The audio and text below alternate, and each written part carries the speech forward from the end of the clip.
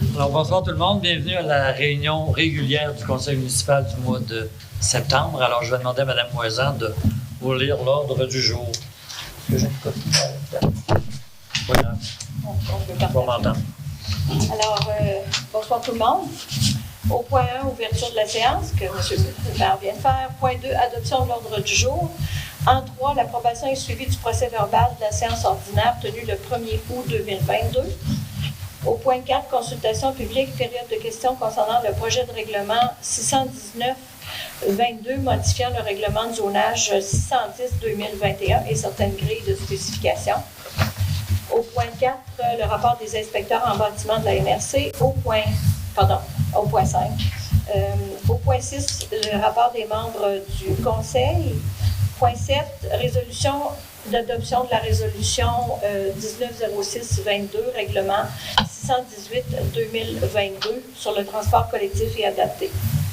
Au point 8, résolution d'adhésion à la mutuelle de prévention Axis et programme de prévention et comité SST. Au point 9, résolution de délégation au maire suppléant pour le remplacement du maire au Conseil des maires. Point 10, résolution d'octroi de contrat pour l'installation d'une pompe dans le réservoir de la caserne des pompiers. On va le reporter. On va le reporter, OK. Au point 11, résolution pour l'octroi de contrat de pavage au 7014 Chemin Royal, édifice FX La Chance. Au point 12, résolution pour un octroi de contrat pour un trottoir à refaire. Donc, on a 65,95, 67,95 et sillage de bordure du 70-60 Chemin Royal. Le point 13, résolution d'octroi de contrat pour la réfection du contrôle de ventilation. Le point 14, résolution d'autorisation de rejet de traitement d'eau pour le club nautique de l'île d'Orléans. Au point 15, résolution pour une adoption de dérogation mineure au 206 Côte Saint-Patrice pour un garage, résolution pour une dérogation mineure au 189 Côte de l'Érablière. Au point 17, c'est l'information pour les résultats du sondage du terrain des loisirs. Au point 18, résolution pour les comptes à payer. Point 19, la correspondance. Au point 20, on a ajouté un point au variable pour la réparation d'un émissaire qui est de rejet au fleuve. Point 21, période de questions. Et point 22, clôture de la séance. Donc, quelqu'un pour l'adoption de l'ordre du jour, s'il vous plaît. Je propose l'adoption de l'ordre du jour. Merci beaucoup. L'adoption est suivie au procès-verbal de la séance ordinaire tenue le 1er août. Alors, il n'y a pas vraiment de suivi. Tout a été fait selon ce qui avait été noté. La seule chose qui a été faite, j'ai exercé mon droit de veto sur la résolution concernant le transport collectif parce qu'on ne respectait pas un certain délai. Alors, on va la repasser ce soir, mais j'ai été obligé de mettre mon droit de veto sur cette résolution-là. Effectivement, M. le maire, merci beaucoup de la correction. Alors, quelqu'un pour approuver le procès-verbal? Oui, je vais proposer à Mme Moisan. Merci, M. Parent.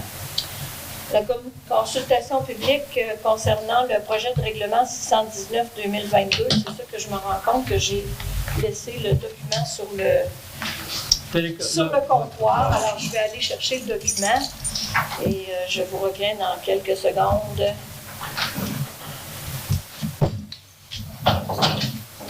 Excusez-moi.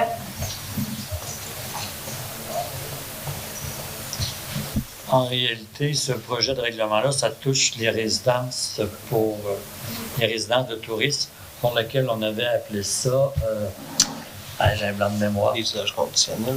Oui, les usages conditionnels.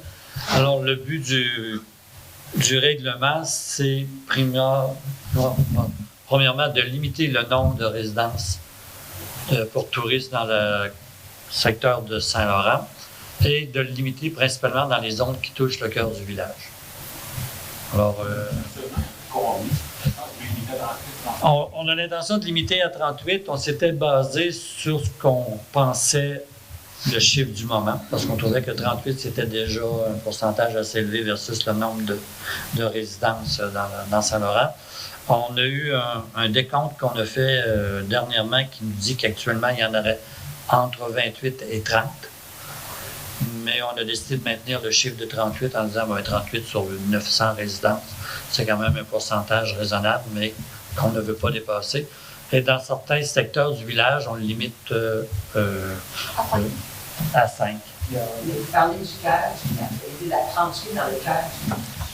Non, c'est 38 sur le trottoir, sur le territoire de Saint-Laurent. C'est le 38, c'est le nombre maximum. Et dans ce nombre maximum-là, il y a 2 zones qui sont le cœur du village, dont j'ai oublié les nombres. Donc, on limite à 5 résidences de tourisme dans ces... On dit dans le cœur du village, il faut pas y avoir plus que 10. Le cœur du village, c'est que le cœur du village commence à peu près ici, là, pour terminer au parc maritime. Il y a 2 zones. Dans ça, c'est une zone. C'est 2 zones. Donc, c'est 2 zones qui permettent 5 résidences de tourisme. Et la zone qui est plus à l'est, là, on ne le limite pas, mais ce qui vient limiter le nombre, c'est de faire le chiffre de 38 pour la municipalité. Qu'est-ce qui fait qu'on est passé de 38 à 28? C'est quand même un niveau différent. Oui, il y a des gens, il y a des maisons de touristes qui ont été fermées ou les gens ont cessé de s'abonner à la CITQ. Tu es un jeune spécialiste. Puis, il y a des gens qu'on avait comptés, mais qui n'étaient pas, disons, légales. Donc là, ils sont plus dans les 28. Ils sont dans les 28. Ils ne sont pas dans les 38, ils sont dans les 28. Il y en a 28 qui sont légales, puis il y en a de 2 à 5 de mémoire qui sont illégaux ou en processus de demande d'être reconnus. Si on prend le cœur du village, si on prend un des... Une des zones. Des zones, merci. Une des zones, il y en a seulement 2, puis l'autre, il y en a 5. Mais laquelle, là, c'est la mémoire qui est. En fait, c'est que. Il y a 2 zones dans le cœur du village. C'est qu'en fait, en ce moment, on en a 28 égales. Selon les comptes, on en aurait 5 qui seraient en cours de avoir leur permis de CITQ. Et possiblement des illégales aussi dans ces 5-là. Donc, ultimement, si ces 5-là deviennent légales, on en a 33. Puis la modification du règlement vient préciser qu'on peut avoir un nombre maximal de 30. Actuellement, il n'y avait pas de limite. Actuellement, là, on limite à 38 et on limite à 5 dans 2 zones qui sont dans le cœur du village. Oui. Est-ce qu'ils ont eu des avis d'infraction? Pour le moment, non, parce qu'on a eu ce rapport-là, nous, jeudi dernier. Puis à partir du moment où ils ont eu un avis d'infraction, ils ont combien de temps pour le corriger? Une excellente question. Ils vont devoir commencer leur processus pour se conformer immédiatement quand ils reçoivent. Mais est-ce que ça veut dire qu'ils doivent refaire une demande au conseil municipal? Ils ne l'ont pas nécessairement fait. Non, c'est ça. Donc, ils vont pas commencer par ici. Il faut qu'ils commencent par ici. Le processus normal. Par le processus. Ça prend combien de temps, normalement, l'organisme comme ça? C'est variable, 2-3 mois, parce qu'ils viennent visiter le site, ils viennent mettre des étoiles. Mais on peut nous autres dire, la municipalité, l'été prochain, si vous ne pouvez pas formaliser, vous ne pouvez pas. Et en théorie, ils ne peuvent pas opérer. Ils ne peuvent pas opérer. Mais là, qu'est-ce qui va arriver quand ils vont avoir l'avis d'infraction? Je veux dire, ils sont obligés de suspendre. Soit ils arrêtent, puis ils se conforment, ou ils restent illégaux, il faut continuer le processus.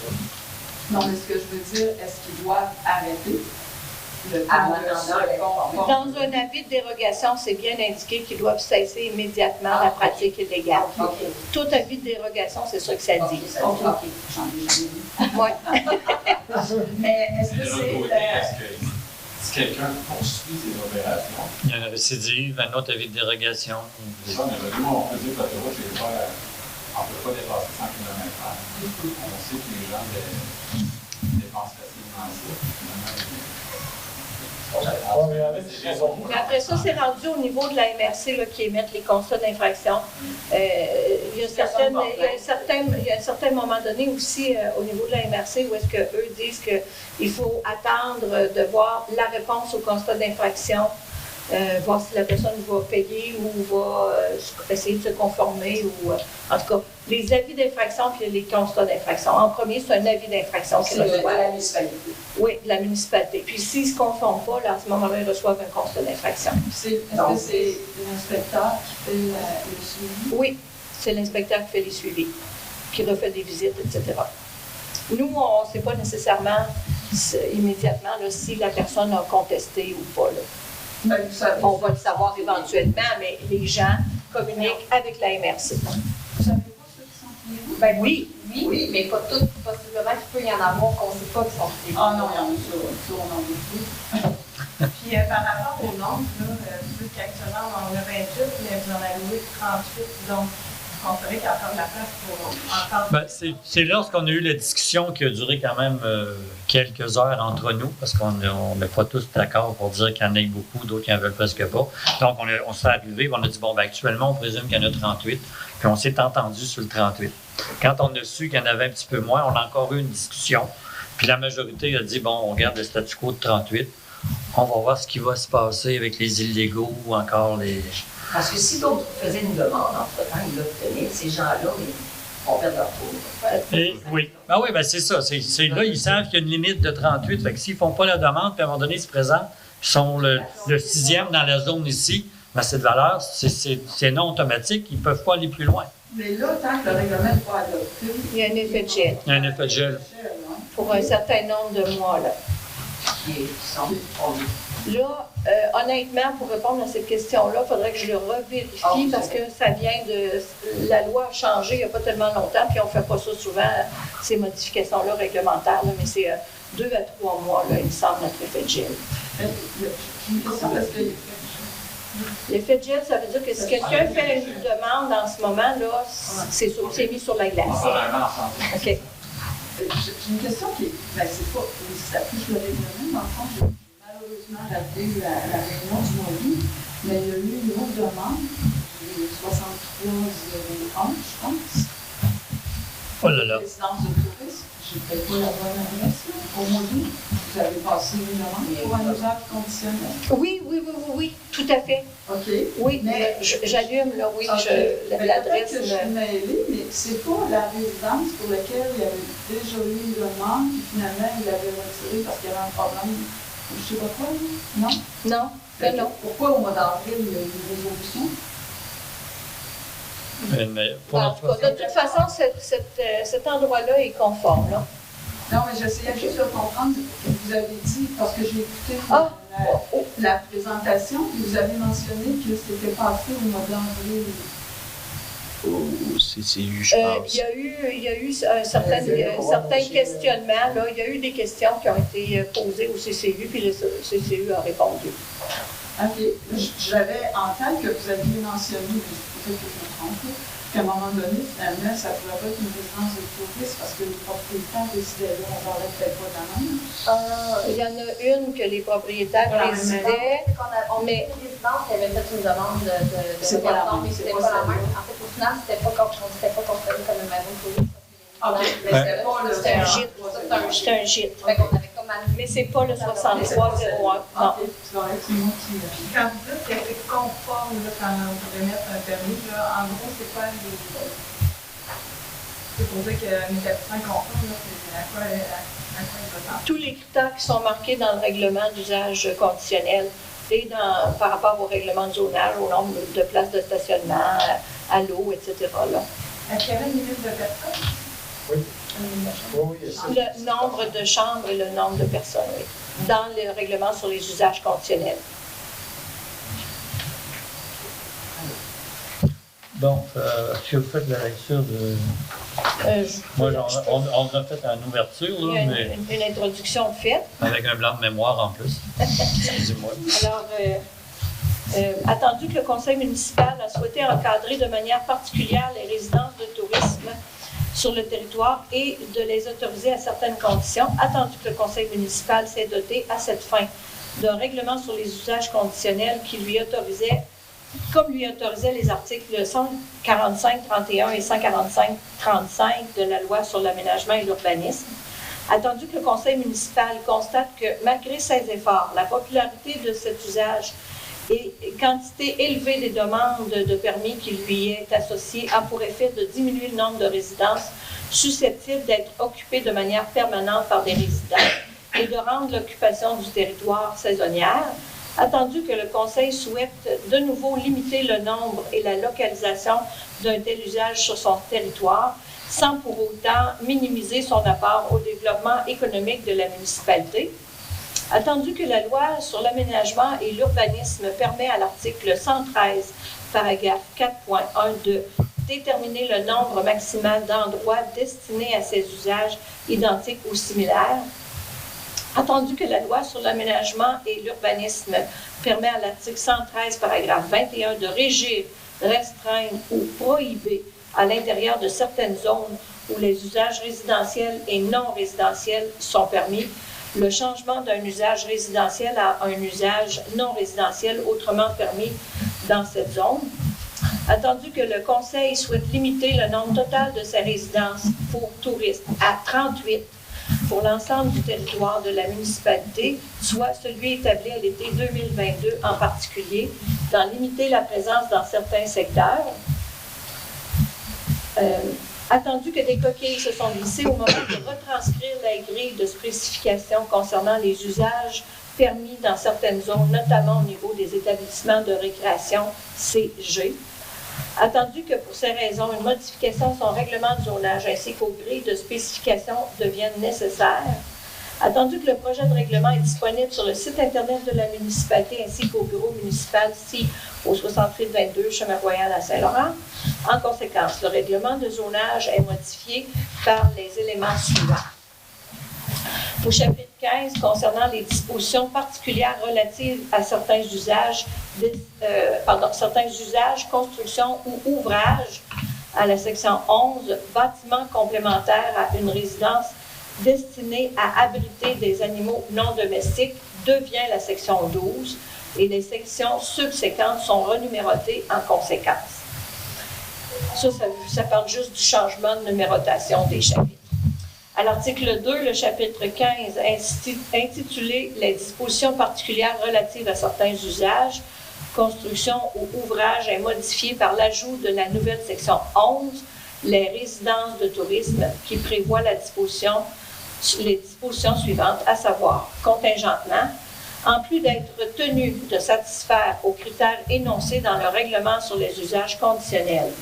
Le nombre de résidences de tourisme sera limité à 38 sur l'ensemble du territoire de la municipalité, incluant un maximum de 1 en zone R8 en zone R608 et de 5 dans chacune des zones R609 et R610.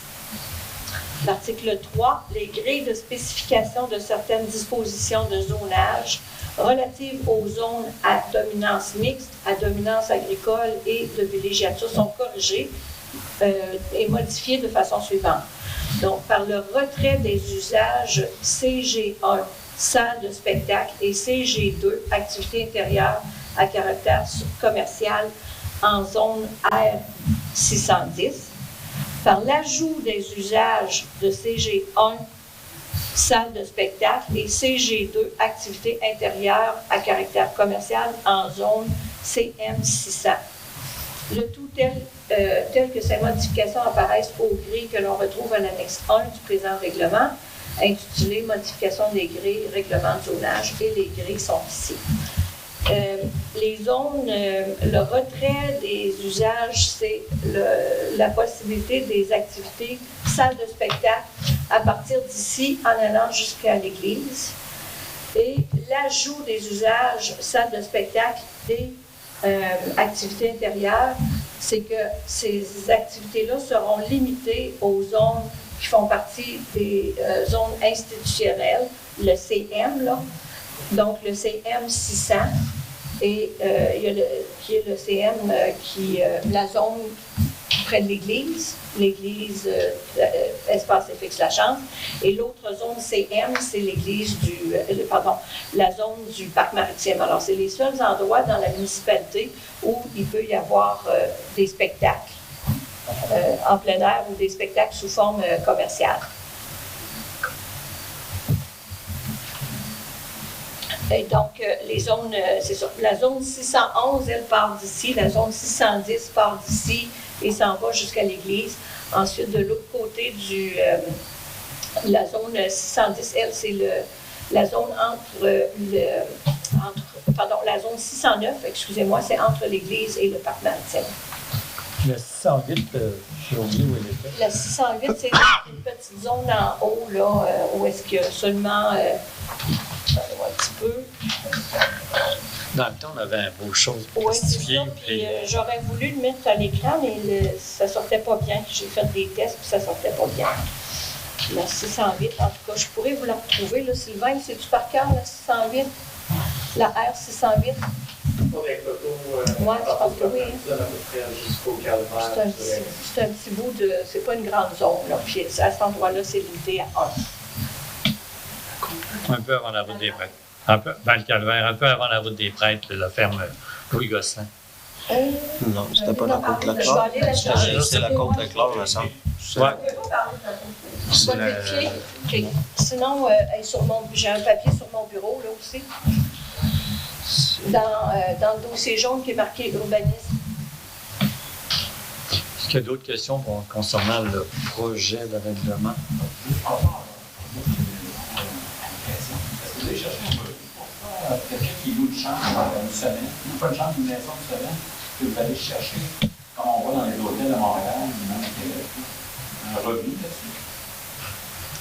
Ben, si c'est une partie d'un immeuble qui est logé, qui est mis en location, on a une surtaxe commerciale là-dessus. Mais c'est juste une surtaxe. C'est juste une loue, ne loue pas, ça ne change rien. Ça ne change rien. Mais vous n'avez pas le goût d'aller chercher une taxe. On a la personne loue la maison de 2 000 $ pour la semaine.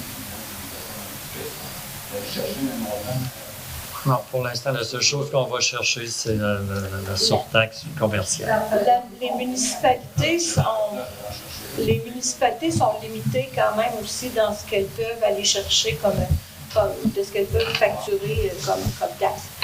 Mais une chose, c'est que les résidences de tourisme, eux autres, sont évalués par nos inspecteurs et là, on a un pourcentage de l'occupation qui est... les résidences de tourisme, eux, sont à 100%.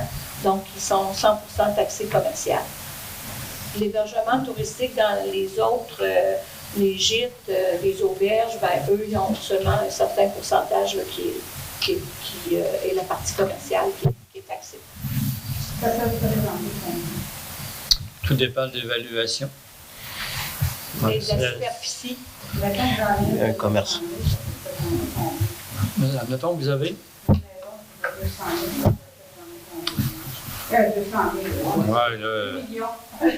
2 millions, ça dépend si vous la mettez comme maison de touriste à 100%. Ben, c'est... La partie commerciale, le taux commercial, c'est 50% de plus, hein, si j'ai bien mémoire. Oui, c'est ça à peu près. Le côté...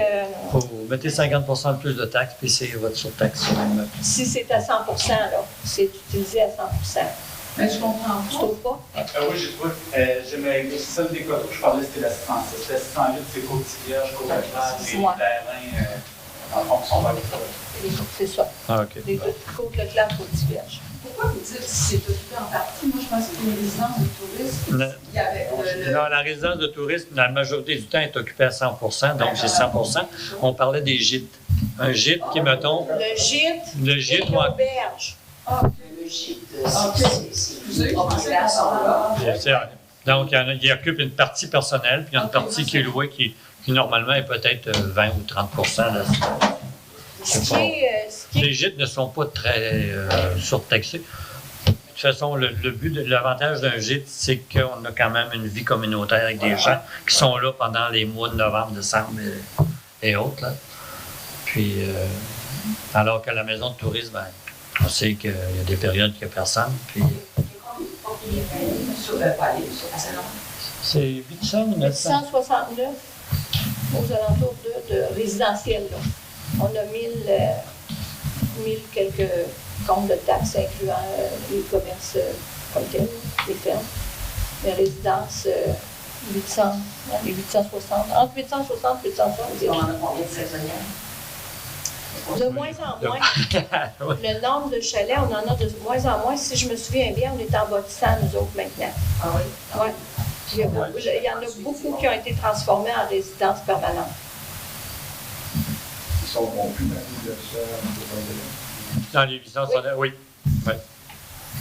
Puis là, vous en avez compté combien actuellement dans le secteur de l'église au Lac-Maritime? Si je ne me trompe pas, là, c'est 2, puis le secteur de l'église ici, c'est 5. À moins que... Ils disent 2 fois 5, 1 fois 1. Ça, c'est le maximum. Non, le maximum. Mais actuellement, il y a une zone qui en a 5. Je pense que c'est la zone entre ici et l'église. Et l'autre, c'est 2, parce qu'il y en a que ce ne sont pas des gîtes, ce ne sont pas des maisons de touristes, ce sont des auberges. C'est ça. L'auberge de l'île flottante est considérée comme une auberge. Et le triangle d'été aussi. Puis donc, c'est un autre genre qui... OM villégiature de même. OM villégiature. L'ancienne maison Fredette. C'est une auberge. Une auberge? Ouais, ben, gîte auberge, là, mais ils habitent là, eux autres. Oui, c'est une auberge. Fait que c'est ça, on a quand même des... Gîte ou auberge, là, ça dépend toujours comment ils en parlent. Non. On parle vraiment de maison de touristes, c'est-à-dire qu'une maison qui est mise en location sans être habitée par les propriétaires. C'est dans cette condition pour être considéré comme une auberge plutôt qu'un gîte? Ben, un gîte, il va louer. Normalement, nous... c'est parce que je veux... Mais c'est pas le nombre de chambres? Non, mais un gîte, c'est quelqu'un qui... Les occupants sont... les propriétaires sont occupants. Ben, l'auberge. L'auberge aussi, mais ça va avec le nombre de chambres. Avec le nombre de 5 chambres? Oui. C'est de mémoire, là. 5 chambres et plus? Oui. Oui. C'est plus sévère pour une auberge également, selon les normes de la CTQ. Donc, c'est le nombre de chambres. C'est le nombre de chambres qui détermine. Ben, de toute façon, avec 2 chambres, tu ne veux pas te qualifier comme auberge. D'autres questions? Les corrections que vous faites à la grille, j'imagine que ça... Il n'y a pas un droit à qui, je pense. Non, parce que dans le règlement précédent, l'ancien règlement, celui qui avait été changé en 2021, ce type d'activité-là, les spectacles n'étaient pas permis. Et là, seulement à cause d'une erreur de transcription, il y a eu une erreur, donc là, on corrige. Et ça, il n'y a pas de droits acquis à ce moment-là.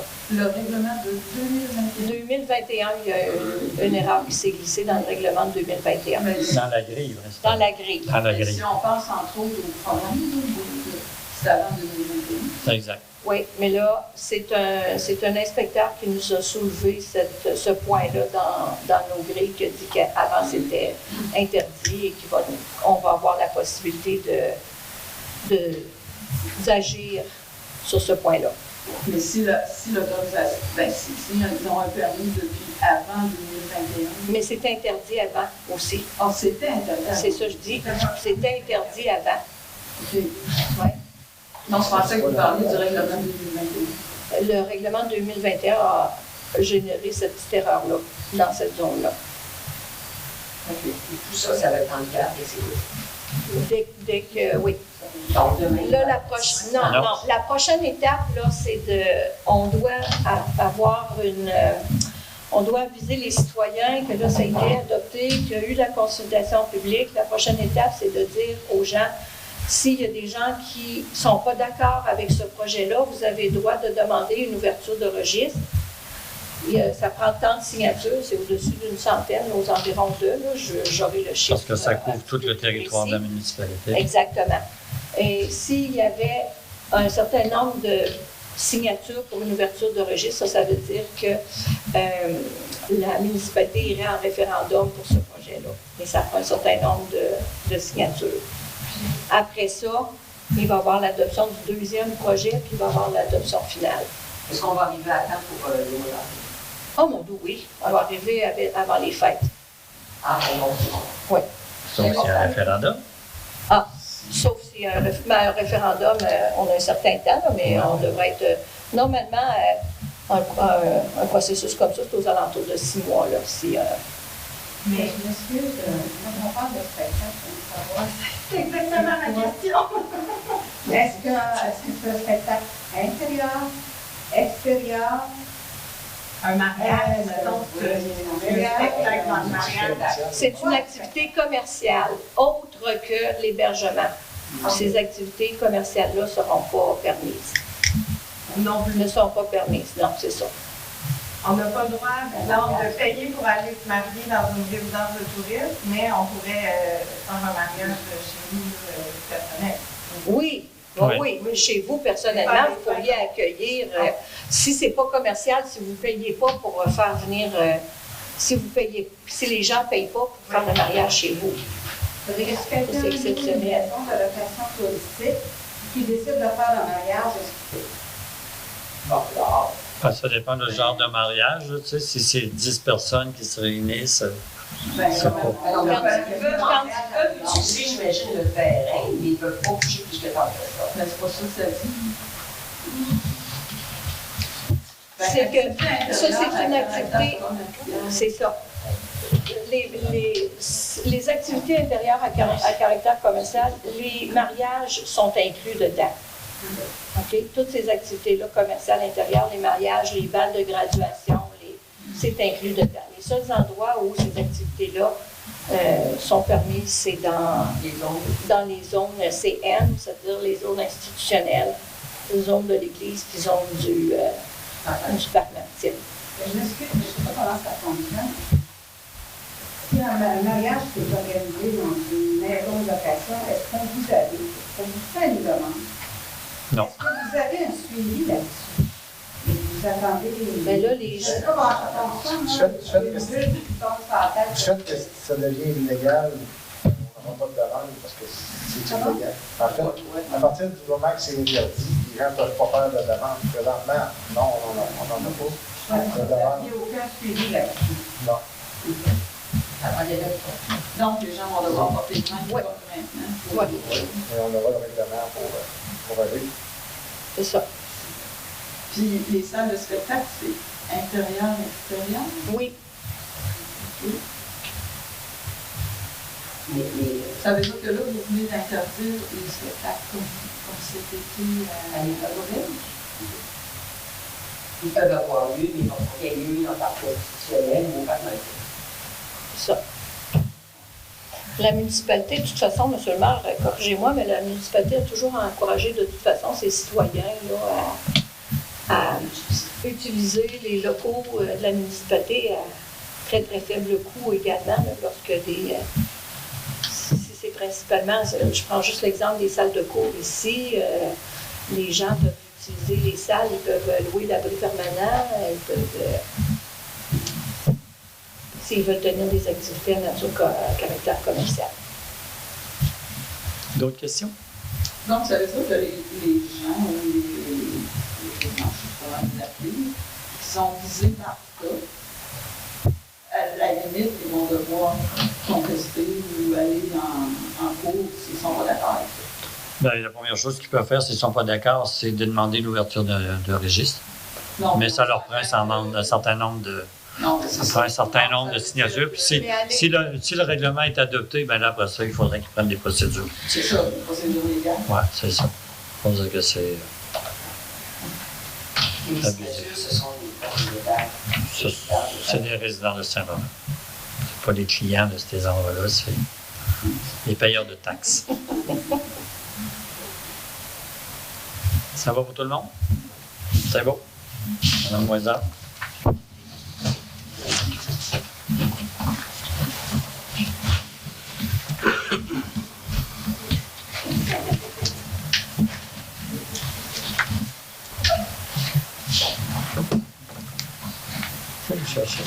Les inspecteurs.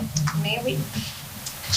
Alors, on est rendu au point 5, le rapport des inspecteurs en bâtiment. Pour le mois de juillet, d'août, pardon. Pour le mois d'août, il y a eu 15 demandes de permis pour une somme totale de 503 500 $.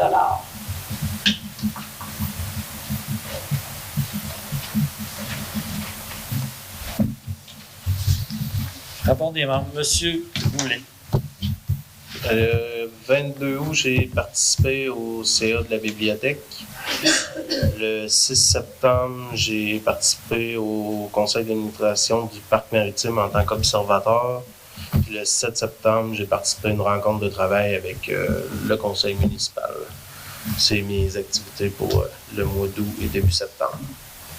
Merci, M. Boulet. M. Parent? Oui, bonsoir tout le monde. Il n'y avait pas de conseil d'administration du club nautique pour le mois d'août. Par contre, il y a eu certains travaux dans le cadre du projet de dragage du bassin. On a pu obtenir une soumission d'un prestataire de service, puis on est en attente d'une 12e soumission pour avoir une idée du prix. Donc, les deux offres de services vont être soumises au conseil d'administration du club nautique lors de la prochaine séance, le 21 septembre, pour voir s'il y a une orientation, une décision qui est prise par rapport au contrat donné pour le dragage. Il y a eu une séance du comité consultatif d'urbanisme le 29 août. Il y avait une demande de dérogation qui sera d'ailleurs traitée ce soir, qui est dans l'ordre du jour, pour une dérogation à une forte pente. Et une séance de travail du conseil le 7 septembre dernier pour différents dossiers. Voilà mes activités pour le dernier mois. Parfait. M. Parent, M. de Blois, pour ma part, j'ai participé au CA du journal automobile et le 7 septembre à la rencontre de travail avec les collègues. Merci beaucoup. M. Richard. Bonsoir tout le monde. Donc, j'ai participé à des réunions d'analyse de certains documents là, en lien avec l'émissaire, les fonds qui sont faits pour les égouts. On va y revenir en varia pour le 3 d'un contrat. Donc, le 7 septembre, j'ai participé à la séance de conseil privé du conseil. Et puis, vendredi dernier, j'ai participé à l'émission Jeté-Lange, qui a été tournée au village. Dans le fond, l'émission Jeté-Lange, ça présente tous les aspects de nature maritime. Donc, c'est dans le cadre de Saint-Laurent, village maritime. C'est une émission qui va être présentée à RDS à 6 avril à partir du mois de mars 2023. Donc, on pourra vous informer. On a fait le tour du club nautique, parc maritime, les commerçants. Vraiment, ça a été une super belle expérience de participer avec les gens du Coréon de production. Samedi, je suis allé au marché public pour donner un petit coup de main à Sylvain. Là, on a eu une belle journée, c'est super beau. Puis, on avait quand même pas mal de visiteurs. C'était vraiment encore une belle expérience. Visiteurs et résidents aussi, hein? Je pense que c'est une activité qui est oui, tout à fait. Pas mal populaire. Le marché de la Parfait, merci. Monsieur le maire. Bon, mais pour ma part, à part les réunions du conseil, j'ai eu la rencontre au niveau de la MRC, la session régulière. Puis on a aussi une autre rencontre des 6 maires pour l'entente intermunicipale des services de sécurité incendie. Puis on croyait que c'était vraiment notre dernière rencontre parce qu'on a eu 5-6 rencontres depuis le début de l'année. Et finalement, on n'a pas... il y a un des maires qui a eu une exigence qui n'a pas été acceptée pour tout le monde. Alors, on a une dernière rencontre demain pour essayer de finaliser l'entente. Sinon, ben, ça sera, s'il n'y a pas d'entente, puis qu'il n'y a pas d'autres municipalités qui disent qu'ils ne la renouvellent pas d'ici le 30 septembre, ben, ça va être l'entente actuelle qui va être reportée pour une année supplémentaire. Puis j'ai eu la rencontre au parc maritime pour le CA dans laquelle on a discuté d'un peu de l'appel d'offres pour le futur bâtiment multifonctionnel. Puis on a discuté aussi de si on allait... on a eu le don d'un bateau qui a été construit par M. FX Lachance ici à Saint-Laurent il y a quelques années et qui demande certaines réparations. Et on a échangé énormément à savoir si on allait mettre temps et argent pour réparer la coque pour la mettre en exposition ou pas. Alors, la décision est presque on pourrait dire de ne pas le refaire pour naviguer, mais au moins le refaire pour être capable de l'exposer dans les prochaines années. Mais ça demande de talent je ne dirais pas d'ébénistes, mais disons de gens en construction navale avec du bois. Alors, on a quelques personnes qui ont donné un intérêt pour le faire bénévolement. Mais entre le dire une fois puis de sortir ces outils, Alors, la décision devrait se prendre dans le prochain mois de qu'est-ce qu'on fait avec ce bateau-là, si on lui fait un abri pour le protéger des intempéries, parce que c'est le problème, il était la pluie, la neige, le vent, etc. Fait que c'est pas mal mes sorties de travail pour la municipalité pour le mois de août, début septembre. On va dire qu'août, c'est le mois des vacances en théorie, sauf pour les agriculteurs. Parfait. On serait rendu au point 7? Oui. Adoption de la résolution 1906-22 concernant le règlement 618-22 sur le transport collectif et adapté. Alors, je ne sais pas si vous vous en souvenez, mais en mois de juillet dernier, on avait fait un avis de motion. C'est seulement pour remettre sur la bonne voie le transport collectif et adapté qui avait été... il y avait eu un petit vice de procédure. Et là, dans notre enthousiasme à tous, on devait attendre 30 jours entre l'avis de motion et l'adoption, et les séances du conseil n'étaient pas... était à l'intérieur de 30 jours. Donc, c'est pour ça que M. le maire a dû mettre son droit de veto. Ça veut dire que la résolution n'a pas été adoptée le 1er août dernier, mais elle est adoptée ce soir. Pardon, elle sera adoptée, doit être adoptée ce soir. Alors, quelqu'un pour proposer l'adoption de la résolution 1906-22. Oui, Mme Moisin, je vais proposer l'adoption. Merci beaucoup. Il n'y a aucune modification qui a été faite là, à ce règlement-là. C'est seulement une question de formalité administrative. Le point 8, c'est l'adhésion de la municipalité à la mutuelle de prévention AXIS, programme de prévention comité SST. La loi 59 oblige les municipalités dorénavant à avoir un programme de prévention, et également, lorsqu'on a une brigade de pompiers, on est considéré comme ayant plus que 20 employés. Donc, on doit également avoir un comité de santé et sécurité au travail. On a eu des offres de la Société médiale qui est avec la Fédération québécoise des municipalités, ainsi que la mutuelle de prévention AXIS. Et nous, par rapport à notre performance, il était plus avantageux de se joindre à AXIS que se joindre à Médial de la Fédération des municipalités. Alors, cette résolution-là est à l'effet d'octroyer, de joindre la mutuelle AXIS pour la somme de 1 000 $ par année, et incluant également le programme de prévention, et pour le comité santé et sécurité au travail, la somme de 750 $ en une seule fois pour monter le comité de santé et sécurité au travail. Quelqu'un pour proposer, s'il vous plaît? Je propose, Mme Moisin. Merci beaucoup, M. Richard. Le point 9, c'est la délégation au maire suppléant de remplacement du maire au Conseil des maires. C'est que le maire suppléant peut remplacer le maire, mais ça prend une résolution qu'on n'avait jamais fait à Saint-Laurent pour permettre au maire suppléant de siéger au Conseil des maires. Avec et de jouer des mêmes pouvoirs qui vous sont conférés. Parfait. Alors. Actuellement, notre maire suppléant, c'est M. Goulet. Parfait. Alors, quelqu'un pour proposer l'adoption de cette résolution-là? Je propose, Mme Moisin. Merci, M. Richard. On est rendu au point 10. Ce point-là sera, comme il y a eu d'autres questions qui ont été soulevées, le point est reporté à la séance d'octobre.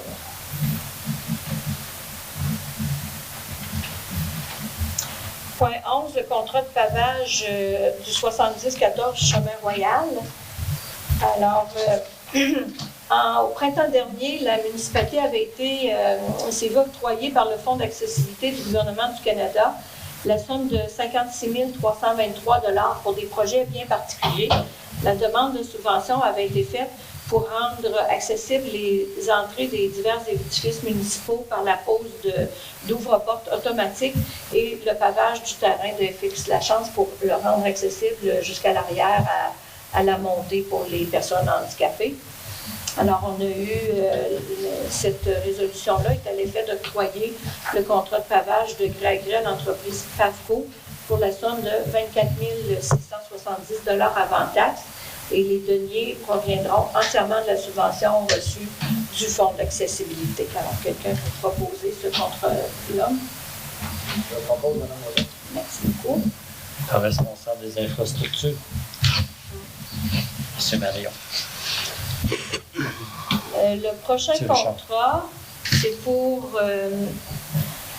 il y a des chaînes, des trottoirs à refaire et sièges de bordure à 3 endroits, soit le 65-95, 67-93 pour des trottoirs à refaire dans le but de faire des entrées charretières et le 70-60, le siège de la bordure de ciment pour abaisser justement cette bordure-là du côté nord.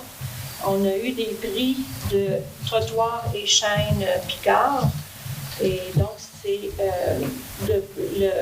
le contrat, d'allouer un contrat à Picard, à trottoirs et chaînes Picard lorsque les citoyens concernés auront signé une entente pour rembourser la municipalité. Alors,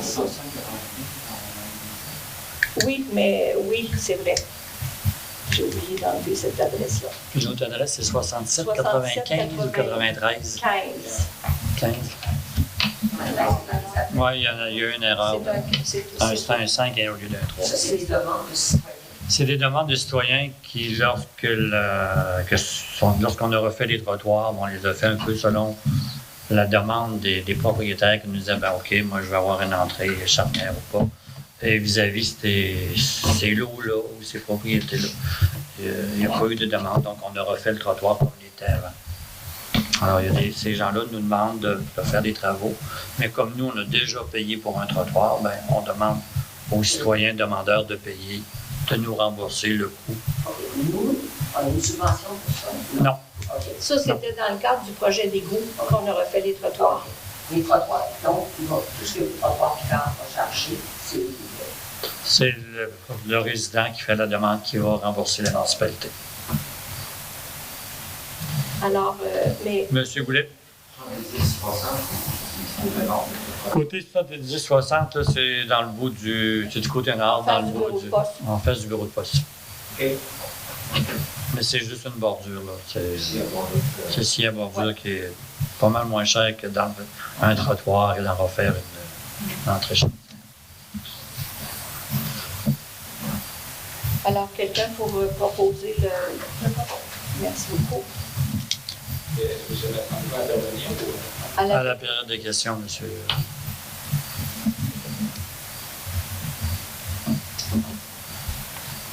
Le point 13, également, il y a eu des questions additionnelles, donc c'est reporté à la séance d'octobre.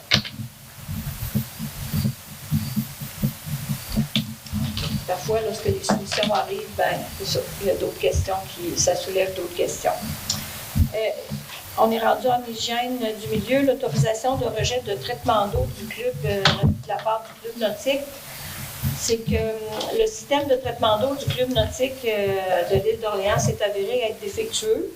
Le ministère de l'Environnement, après des tests, ont exigé une désinfection à l'aide de réacteurs UV, impliquant également un adoucisseur d'eau.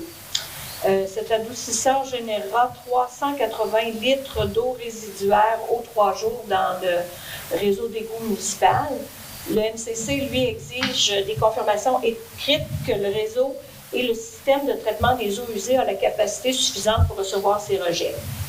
Alors, nous avons fait des vérifications auprès de M. Roger Fournier, ingénieur chez SNC Lavalin, qui avait conçu le réseau et les installations de l'égout municipal, les installations d'épuration de l'égout.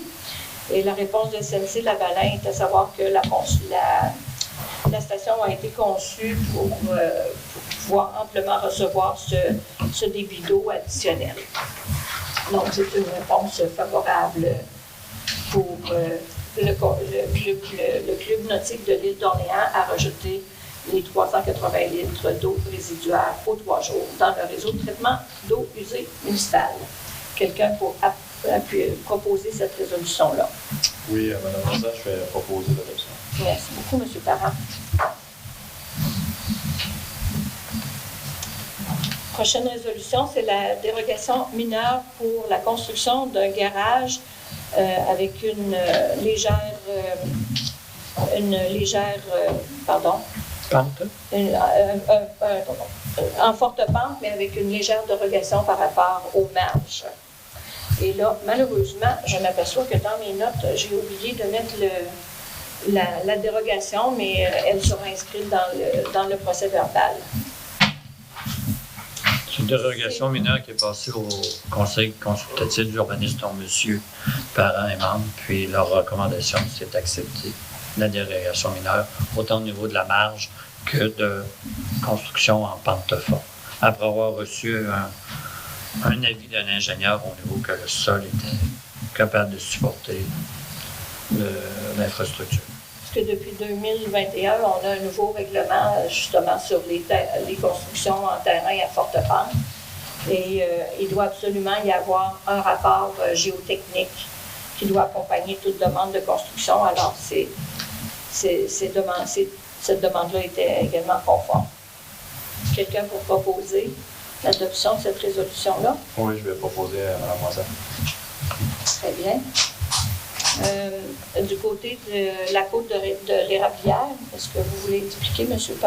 Parent? Oui, en fait, c'est une demande de dérogation mineure. Même chose que le dossier précédent, c'est pour la porte-pente. Donc, il y a présentement une maison qui est construite sur le bord de l'eau, adossée au cap Rocheux. Et la maison était sur un vide sanitaire. Les propriétaires ont décidé de faire un sol excavé. Donc, là, ça va être habité, mais il n'y avait pas la marge de recul par rapport au cap. Mais la même chose que pour le dossier précédent, il y a eu une analyse technique qui nous démontrait qu'il n'y avait pas de risque au niveau de l'apaisement du cap. Et puisque la maison était déjà habitée à cet endroit-là, il y avait déjà la même marge de recul en dérogation. Donc, compte tenu de cette situation-là, le comité consultatif recommandait l'adoption de la dérogation. À spécifier que la nouvelle loi sur les modifications de la loi sur l'aménagement et l'urbanisme ont fait que les MRC maintenant auraient le droit de désavouer une résolution du Conseil par rapport au terrain en forte pente. Donc, nous, même si le Conseil ici autorise, donc on recommande à la MRC d'accepter la demande de rehaussement ou la demande de construction. Et eux, la MRC a 90 jours pour se prononcer à l'effet qu'ils vont, s'ils vont aller de l'avant ou s'ils vont rejeter, désavouer la résolution du Conseil. C'est seulement un titre d'information que je vous donnais ces détails-là. La personne qui propose la dérogation. Merci, M. Parent.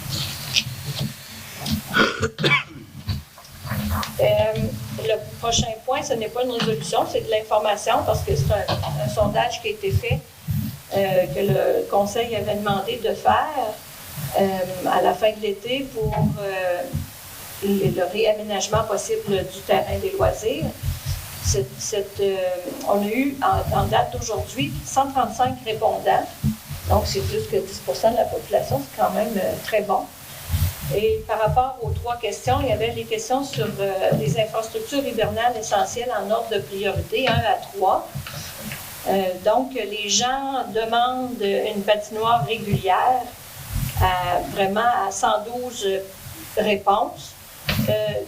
Augmenter, grossir les glissoires, les glissades existantes, 102, et une mini patinoire pour enfants à 64 personnes. Ensuite, il y a 61 qui avaient demandé de l'anneau de glace, il y a 38 qui ont demandé un module d'escalade et pomme track d'hiver, 38. Puis on a eu quelques autres réponses. À la question 2, pour les infrastructures estivales en ordre de priorité, alors, il y avait des jeux d'eau qui avaient été comme réponse bien populaire à 90, de faire un terrain de soccer à 60 et un module de jeu supplémentaire à 64. On avait également terrain de volleyball, 35 réponses, balle molle, 34, badminton, 26, pump track, 47. module d'escalade 41, module d'entraînement 40, carré de sable couvert 23 et balançoire pour détente 28.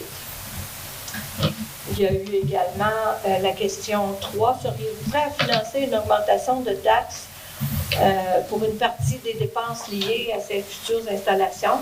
Alors, on a eu en tout, il y a 58 personnes qui ont répondu qui seraient d'accord pour payer jusqu'à 50 $, mais 71, 72, 78 personnes en réalité au total, contre 21 qui ont dit absolument non. 78 personnes disaient qu'elles seraient prêtes à défrayer un certain montant. Et donc, on a eu quand même une panoplie de... Les groupes d'âge dans chaque foyer ont été très, très bien représentés. On avait un plus grand nombre de réponses de gens au niveau de 36 à 65 ans, là, qui est quand même les payeurs de taxes qui sont visés.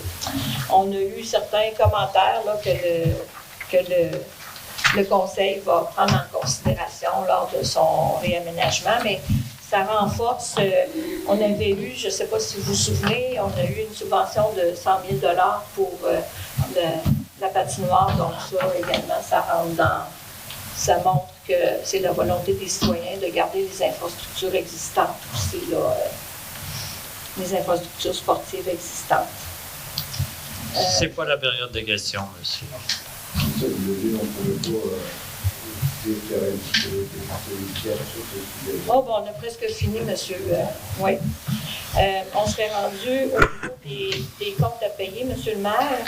Alors, quelqu'un pour approuver les comptes à payer qui totalisent 214 789 $ et 84 sous pour le mois d'août.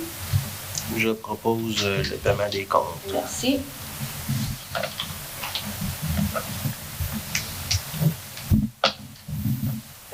Au niveau de la correspondance, il n'y a rien d'officiel qui me vient à l'esprit pour l'instant. On serait rendu au point Varia. À la dernière minute aujourd'hui, on a reçu, on l'espérait presque plus, là, mais le contrat pour la réparation pour l'émissage justement qui est brisé. Est-ce que tu avais pris, j'ai fait imprimer la feuille, tu ne l'as pas pris en même temps que je ne l'ai pas trouvé tantôt. Non, mais pour faire une histoire courte, c'est qu'on a l'émissaire qui va se rejeter à 1 mètre sous le niveau d'eau du fleuve le plus bas.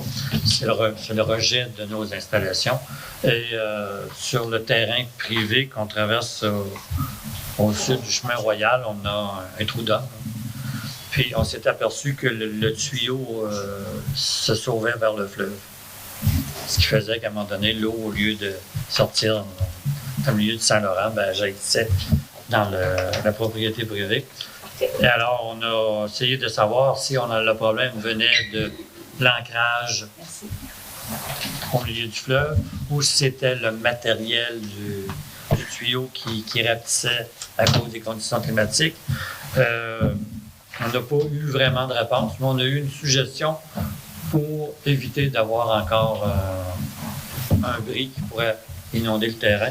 Alors, ça se résume purement simplement à rentrer un tuyau un peu plus petit dans le tuyau qui est déjà installé au fleuve, d'une certaine longueur, puis refaire un regard avec lequel on serait capable de vérifier si, avec le temps, il y a un déplacement ou pas de toute la tubulure qui passe dans le tunnel en allant jusqu'au large. C'est peut-être un pansement sur le gros problème, mais au moins, ça va éviter d'avoir des rejets d'eau usée sur le terrain. Ça va nous permettre d'évaluer si ça vaut la peine d'investir plus pour investiguer si on a un problème d'ancrage au niveau du rejet à marée basse. Alors, la soumission... Le montant de la soumission, c'est 17 960 $ avant les taxes. Et les deniers pour cette réparation-là vont pouvoir provenir de la TEC, la taxe sur la contribution du Québec, 2019-2023. Monsieur le maire, on serait rendu à la période de questions. Oui, tout à fait. C'est une résolution. C'est une résolution. Alors, oui, effectivement. Parfait, monsieur Richard. Merci beaucoup. J'oubliais. Période de questions. Oh, C'est qui le contrat? C'est la fontaine. Oh, à Excavation La Fontaine, c'est eux qui avaient fait les travaux, donc... On n'a même pas posé la question. Ben non, c'est vrai. Excavation La Fontaine.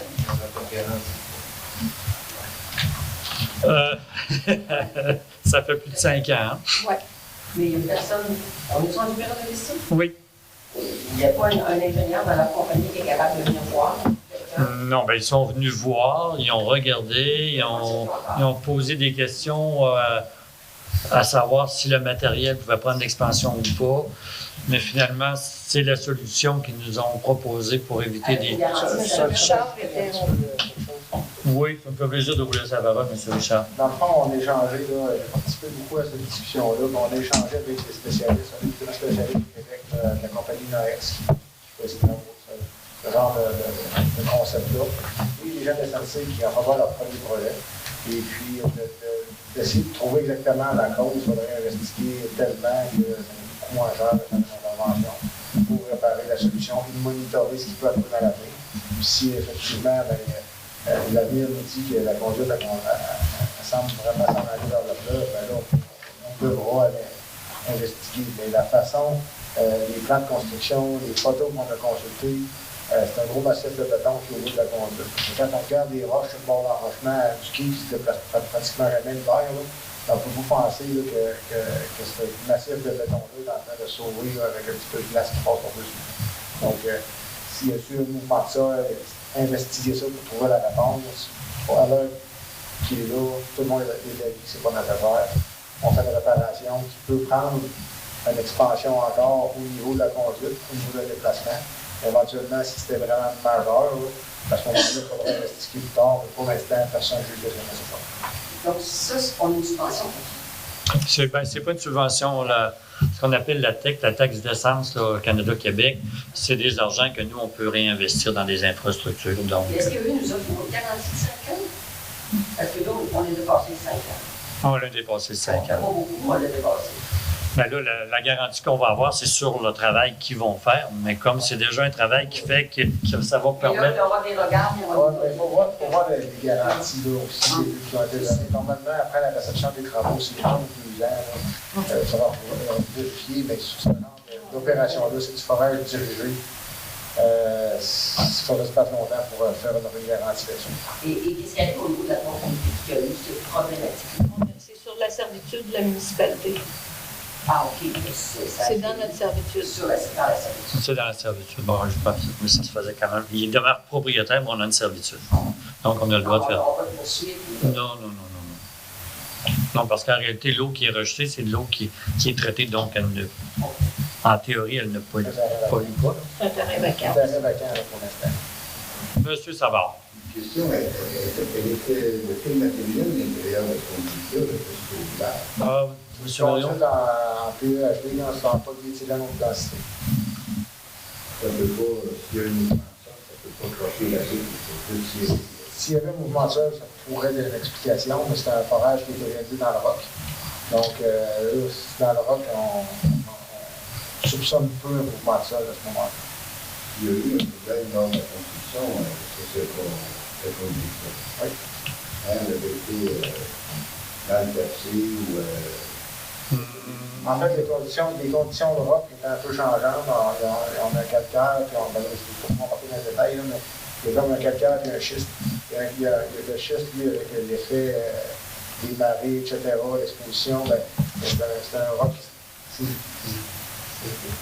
dégrade puis désagrège. Donc, quand on fait un forage dirigé là-dedans, là, on a des différentiels de pression de retenue au niveau des sols. Donc, c'est un forage qui n'est pas nécessairement facile. Puis, on observe ça assez couramment, là, ce genre de problématique-là, en sortie de forage. Donc, à partir du moment que le trou est percé, il y a un alésage qui a été fait avant d'insérer la conduite. La problématique était principalement lors du forage pilote, puisque ce qu'on m'a rapporté lors des réunions. Puis après ça, là, quand ça a été le temps de l'installer, il y a eu un affaissement, puis après ça, un nouvel alésage qui s'était passé. Donc, une fois que la conduite est passée, le sol, le roc, il n'y a pas de raison de penser que ça peut devenir problématique. La problématique qui est observée souvent dans des cas comme ça, c'est qu'on va laisser 48 heures pour la conduite de prendre la température du sol pour qu'on va se rétrécir ou s'allonger. Puis une fois que ça c'est fait, mais le forage est fait longtemps avant qu'on arrive avec le remontage. Trouver encore là, on cherche le pourquoi. Puis les gens qui sont penchés là-dessus, on n'arrive pas à avoir un fil directeur. C'est des choses qu'on a observées, c'est des choses qui ont été notées. Puis pour l'instant, on n'est pas capable de mettre le doigt sur une raison particulière. Il y a des tirs à la fontaine, comment fait ta job, même après 5 ans, c'est ma tête, l'inquiétude qui tombe, le gars qui l'a fait les responsable. Il faut voir les détails du contrat, là, ça, je ne les ai pas regardés maintenant. Il y a la réception des travaux, il y a un délai de garantie. Puis là, on parle d'un forage directionnel, des garanties sur le forage directionnel, c'est dur à. C'est une méthode qui existe, mais on connaît les risques qui sont associés avec ça. C'est assez difficile. Là. Après 5 ans, c'est sûr qu'il reste à M. Goulet. C'est bien indicatif. On parle d'un déplacement de combien? Quelle distance? On parle d'environ un rétrécissement de la conduite d'environ 2 pieds 15. C'est la longueur, c'est 200 mètres? Ouais, c'est presque 300 mètres. 250 à 300 mètres. Ouais. On parle de 600 mm. 600 mm sur 300 mètres. Madame Delisle. Vous avez parlé de refaire le parage de 70-14. Vous aviez déjà mentionné, ça fait des effets, qu'il y avait un réaménagement du terrain, des balances pour le conseil d'aménagement. Est-ce que ça a été fait? Non, pour l'instant, ça reste tel quel. Mais là, vous allez parler si vous faites ça, le barrage, vous ne sortez pas. Non, mais ça reste tel quel. L'aménagement reste tel quel. OK, vous avez changé d'idée. Le conseil ne changeait pas l'entrée qui se dirige vers l'arrière. C'est pour ça que je posais la question. Non. Est-ce que ça veut dire à ce moment-là, vous avez déterminé où serait réinstallée la fameuse sculpture de ça n'a pas été rediscuté en privé. Là.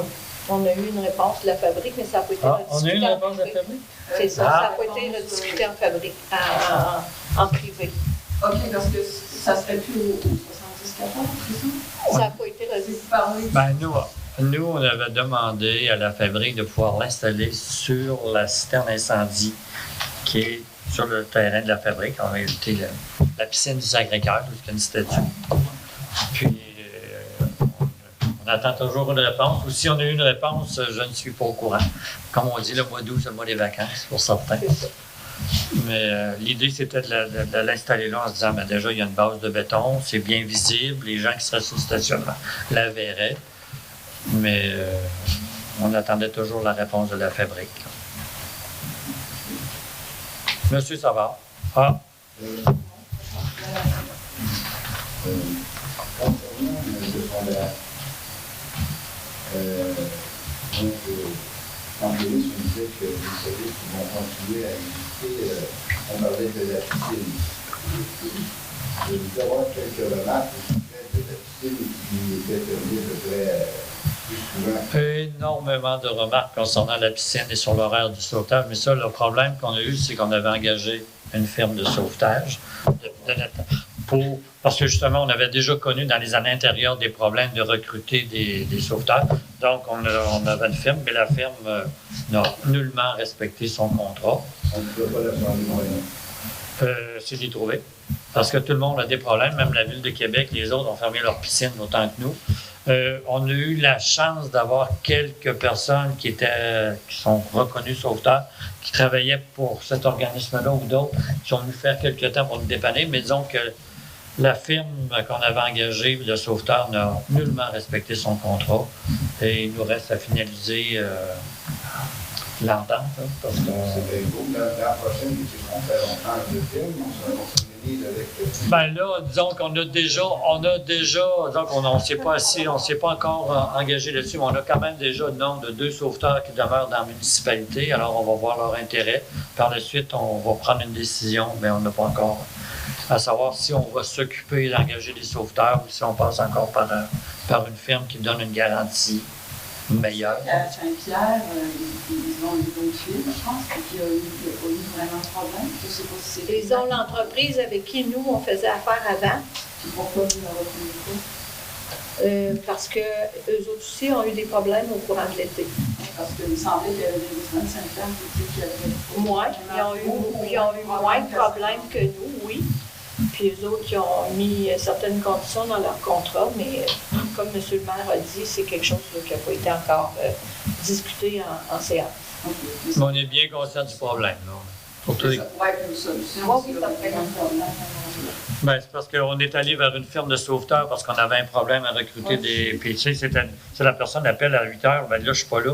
Donc, c'était l'administration. On disait, ben, on va payer quelqu'un qui a un bon. Un bon bassin, voilà le terme, excusez, de sauveteur, mais ça avait l'air que les bassins de sauveteurs ont diminué. Puis on a eu la chance quand même de pouvoir ouvrir quelques fois, malgré que ça n'a pas fait l'affaire de tout le monde. On est conscient du problème. On n'a pas encore trouvé la solution. Et ouvrir comme ça, offrir des cours de sauveteur en début de saison. Ça va Mais les cours de sauveteur, là, il y a un minimum d'entraînement à avoir. C'est pas juste de dire être capable de tendre une perche puis sortir quelqu'un de l'eau puis d'être capable de faire respiration. Alors, est-ce que peut-être d'offrir même à des citoyens, à la municipalité de l'île, des cours gratuits de payer leurs cours à la condition qu'eux soient. Si ma mémoire est fidèle, il y a même, je me demande si c'est pas le gouvernement qui offrait les cours gratuits pendant l'été. À nouveau, ils commencent là. Ils vont offrir des cours gratuitement même durant toute l'année. Les gens n'auront plus à payer. Ce qui s'est produit, c'est qu'avec la pandémie, les jeunes n'ont pas pu suivre leurs cours de médaille de bronze. Nous, on a une piscine où est-ce que les sauveteurs peuvent être de catégorie médaille de bronze et n'ont pas encore leur sauveteur de piscine. Là. C'est accepté à cause de la grosseur de notre piscine.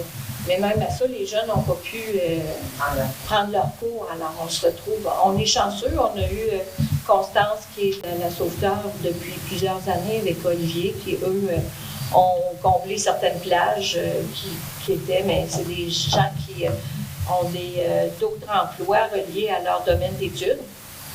Et c'est ça. On a eu la chance de trouver quelqu'un qui a pu donner quelques heures additionnelles, comme mentionnait M. le maire. Là, mais, de toute façon, on va s'attaquer à ce problème-là dès l'automne. Oui. Monsieur Brossard. Oui. Martin Brossard, bonsoir tout le monde. Je suis propriétaire de 6795. Puis avec Mme Moisan, on a eu quelques échanges de courriels depuis 2019 concernant l'entrée chartière. Depuis 2019? Oui. Bon, l'autorisation du ministère des Transports, je l'ai eue en 2019. OK. Et après, apparemment, il y a eu une soumission à la rentrée qu'on ne pouvait pas les personnes, les contracteurs avec quoi, donc là, sur l'ordre de travaux-là. On s'est occupé dans le temps.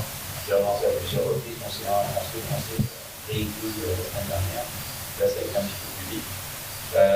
Puis Mme Moisan m'a proposé de venir ce soir pour poser la question à savoir pourquoi je devrais payer pour une entrée chartière alors que les travaux, à l'époque où ils ont été faits pour le traitement des eaux usées, puis le gaz, les travaux ont été faits, il y avait un numéro civique et un numéro d'eau, puis une entrée n'a pas été faite.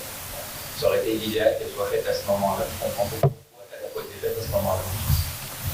Ben, je vous dirais peut-être parce que le propriétaire de ces terrains-là n'a jamais demandé d'avoir une entrée chartière vis-à-vis son terrain.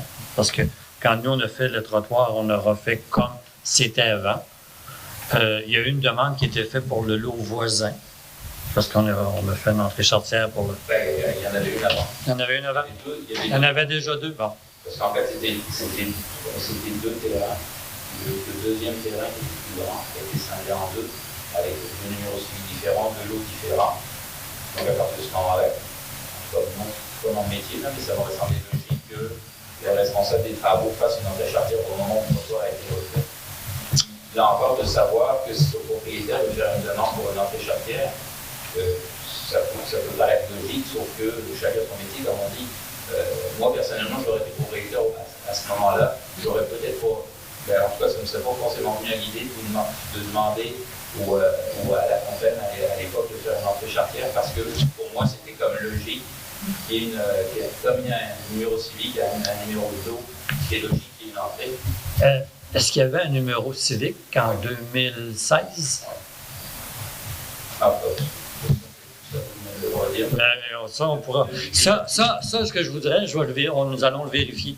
S'il y avait 3 numéros civiques pour la propriété de madame, dont j'ai oublié le nom, du Sceau, qui était propriétaire, parce que cette propriété-là était une propriété avec 3 lots différents. Est-ce qu'il y avait toute la même adresse? On va le vérifier, M. Brassard.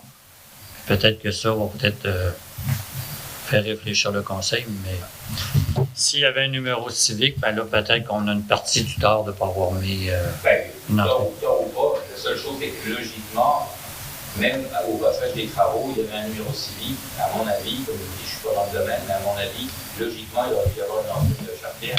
Oui, mais nous, on refaisait, le mandat qu'on avait donné à l'entrepreneur, c'est de refaire des entrées charnières où ce qu'il y en avait. Puis on faisait des entrées pour... À quoi ça sert d'avoir un numéro civique avec un lot sur un terrain pour d'entrée? Mais comme je vous dis, M. Brassard, on va vérifier s'il existait vraiment 3 numéros civiques pour les 3 lots de Mme Dussault. Puis on va rediscuter au niveau du conseil, puis on revient là-dessus. Puis en plus, le prix est exorbitant. S'il y a une chaîne de trottoir pour leur faire 10 000 plus taxe, c'est quelque chose. Ben, c'est possible, il faut le retirer. Enlever le trottoir et refaire une entrée battue. Parce que je consultais un peu sur le site internet de différentes municipalités parce qu'on peut se comparer. Puis ça va entre 250 et 350 $ du mètre linéaire, dépendamment des questions. Pour le refaire ou le faire? Pour refaire. Pas pour en faire un, pour le refaire. Donc je comprends pas, je pense que légalement c'est 125 ans. 10 000 $, ça fait cher de mètre linéaire. Donc, là encore, j'ai fait des recherches parce que je trouve ça une prix exorbitant. Tu sais, on parle juste pour comparer les travaux qui vont être faits, pour réparer le retour de l'eau. De l'émissaire. C'est ça, 17 000 $.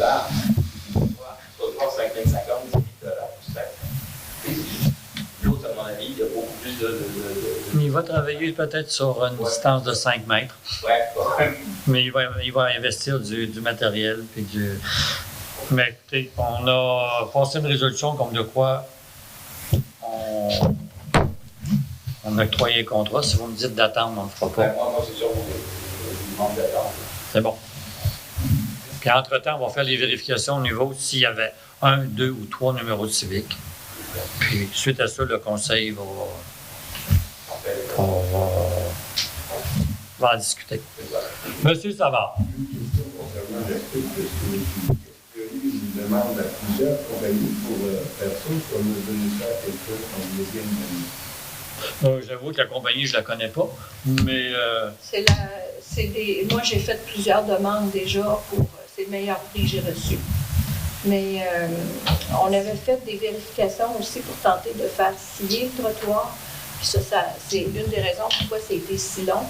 On a vérifié auprès de plusieurs compagnies.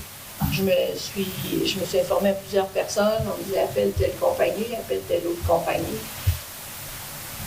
J'ai pas réussi à trouver personne qui pouvait scier le trottoir et non pas le retirer, le refaire au complet.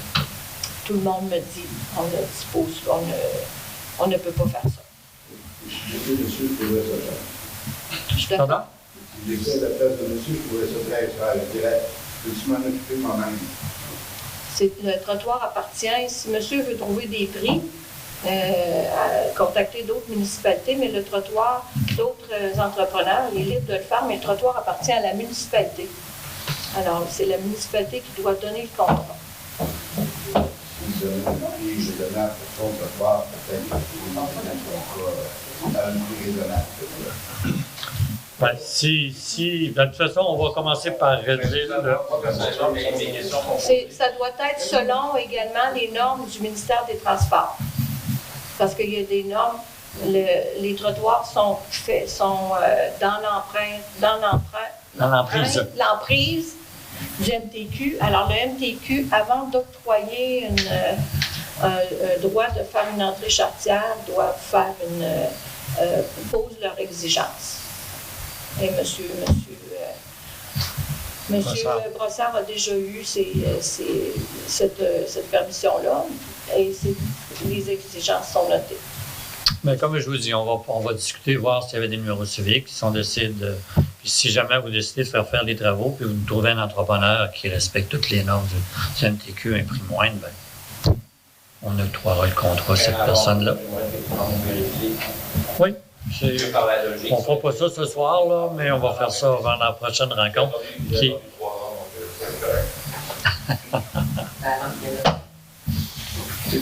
Oui, monsieur. Deux questions. Moi, je suis un nouveau résident, donc. Bon, bienvenue. Ça va venir avec le temps. Les questionnements, les deux questions, à savoir au niveau environnement, est-ce qu'il y a des règles concernant l'arrosage engrais, herbicides, insecticides? En théorie, il n'est pas supposé se mettre de pesticides. C'est un règlement non pas municipal, mais provincial. Au niveau des engrais, je vous dirais que je ne connais pas la norme au niveau des domiciles, là, mais normalement, c'est assez restreint.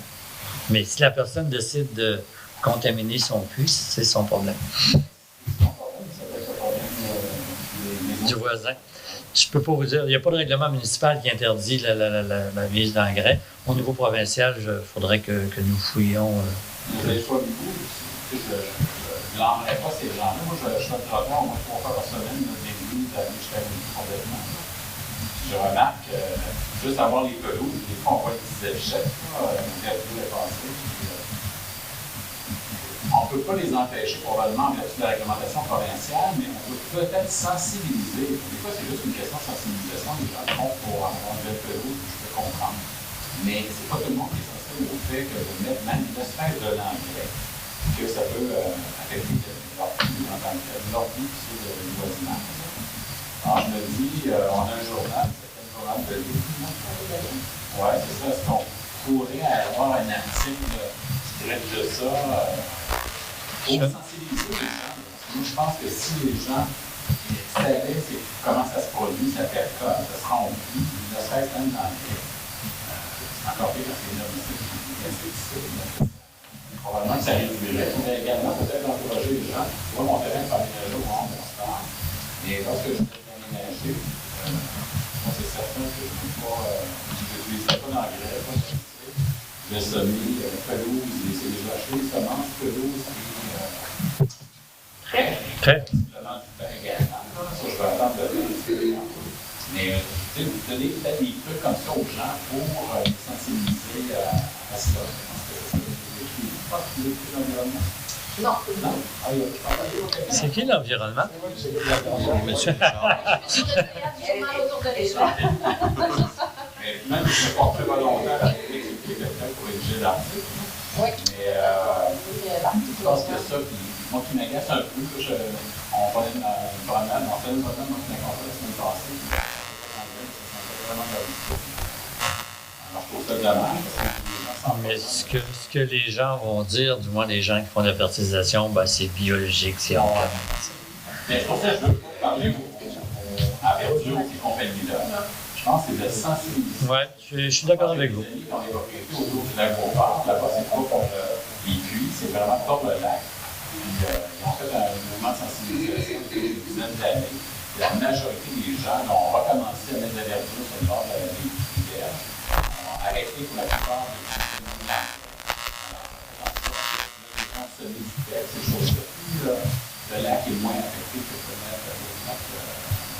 On peut commencer par un article dans le journal La Marée qui est publié aux 3 mois. Puis, peut-être avec monsieur. La proposition de monsieur pour faire l'article. Oui, ben oui, ben c'est sûr. Tout à fait. Le bâtiment en chef. Je ne suis pas un spécialiste, là, mais je pense que je vais lancer des idées de la Je vais voir à la fin, je vais voir J'ai les coordonnées de M. Nolin, pas de problème. Ah. Il y a un autre élément, si vous en permettez un autre. C'est la question de la vitesse. Moi, c'est la chose du plus gros irritant.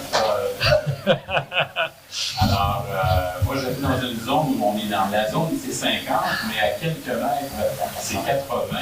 Je vais vous dire, je pense que les gens qui voient ça, j'ai l'impression dans leur tête, ils pensent que c'est une cible. Je dois aller à 80 lorsque j'arrive à cette pancarte-là. Donc, environ une dizaine de maisons avant la pancarte, c'est l'accélérateur dans le fond. Là. Puis, je comprends pas, je trouve ça. Vraiment, c'est dangereux. Même sur le trottoir, personnellement, j'ai peur. Mais je me dis, avec cycliste, je suis résident. La borne qui a été installée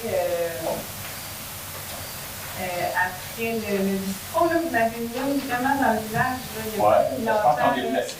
Oui, on est déplacé. Mais c'est incroyable l'efficacité. Je marche régulièrement de chez moi à l'école là, avec les enfants, puis c'est systématique, tout le monde ralentit. Ça, je vous garantis que ça a un effet.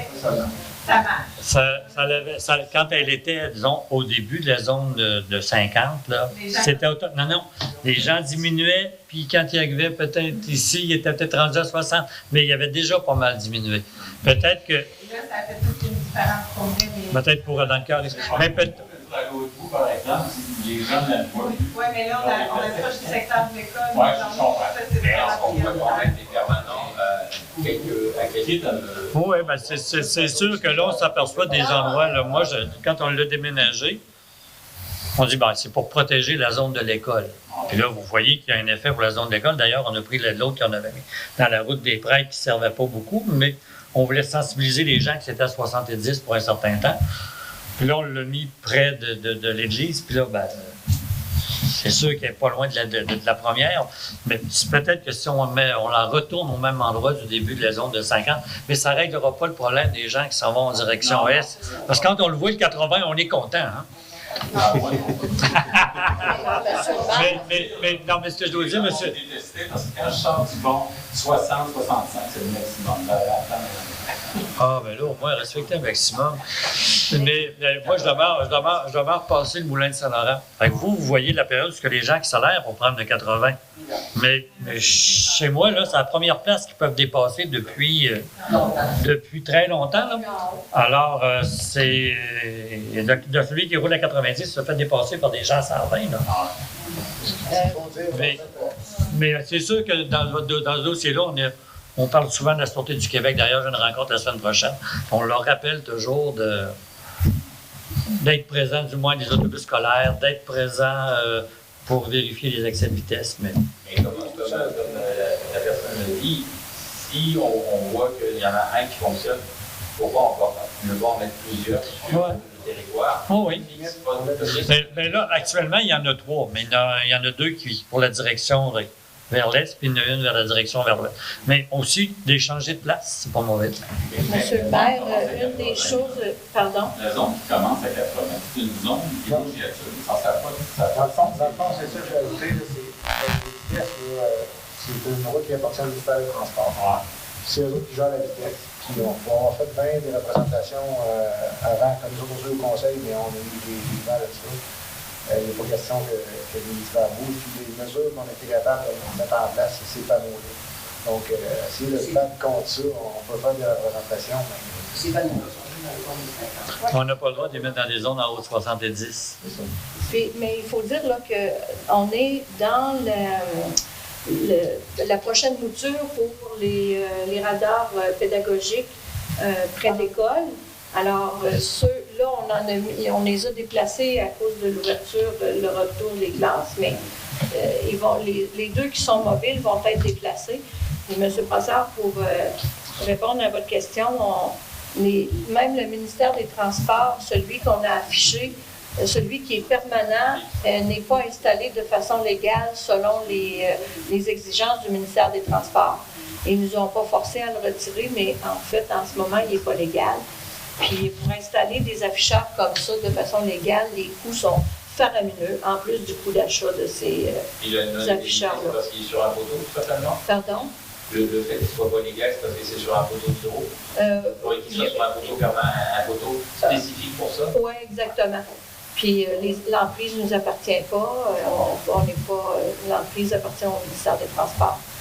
Et ils ont certaines exigences là, assez sévères. C'est pour ça que le précédent conseil avait décidé d'acheter 2 appareils mobiles. À ce moment-là, le ministère des Transports. Pardon?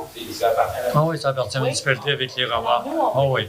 Le ministère des Transports va avoir des radars photo avec disquette.